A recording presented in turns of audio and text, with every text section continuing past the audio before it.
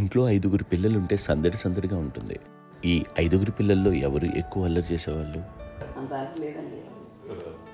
కొంచెం ఈయనే అల్లరి. అమ్మ ఇక్కడ ఒకటి అల్లరికి, హుషారుకి, చలాకితనానికి, చిలిపితనానికి ఆ తేడా తెలుసుకుని చెప్పమ్మా. అల్లరి అంటే ఇప్పుడు నా ఇమేజ్ ఏమైపోద్ది, అల్లరి అంటే అల్లరుడు అని. నేనేమో చాలా రావుడు మంచి బాలుడు అనేలాగా నా ఇమేజ్ ఇది. నేను అలాగే చెప్తుండేవాడిని. నా ఉద్దేశం అదే. నేనేమో అల్లరి నన్నే అంటే చలాకితనం అమ్మ అల్లరి అనుకునేది. లేదండి, ఎక్కువ హుషారు కానీ చాలా బాగుండేవాడు అబ్బాయి. ఇంట్లో పనులన్నీ మీకు సాయంగా ఉంటాయి? అవునండి, వాడే చేసేవాడు. అది ఇంట్లో ఎవరు ముట్టుకునేవాడు కాదు. మా నాగబాబు అస్సలు ముట్టుకునేవాడు కాదు.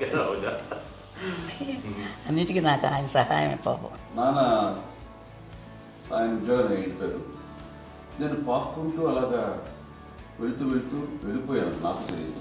తర్వాత అమ్మ చెప్తుంటే లేదుగా మాత్రం కొన్ని కమ్మర కోలు ఉంది.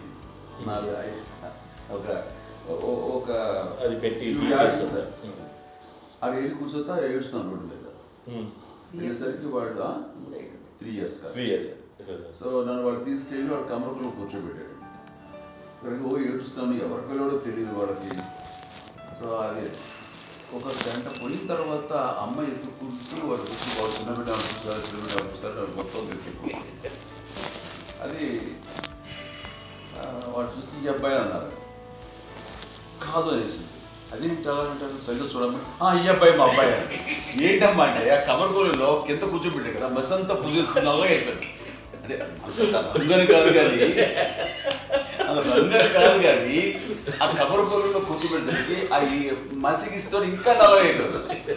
అంత నలుపుడేసరి నా బిడ్డ కాదని అమ్మ వెళ్ళిపోబోతుంది. మళ్ళీ డౌట్ వచ్చి ఆగింది. అది రావు నేను నా బిడ్డ వేసాను. అప్పుడు చేసాడు థర్డ్ ఇస్ కట్టిందో డౌట్ నాకు.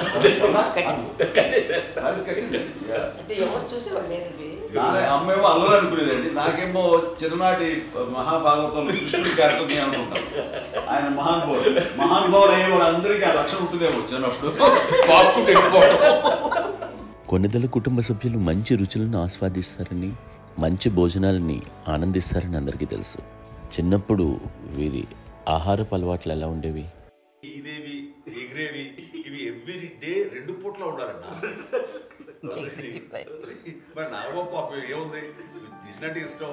మరి అన్ని రకాలుగా నాన్న కోసం చేసి పెడుతుంటే మరి తను ఇష్టపడక ఆ తర్వాత లేకపోతే కోపడక ఎలా ఉంటాడు చెప్పండి.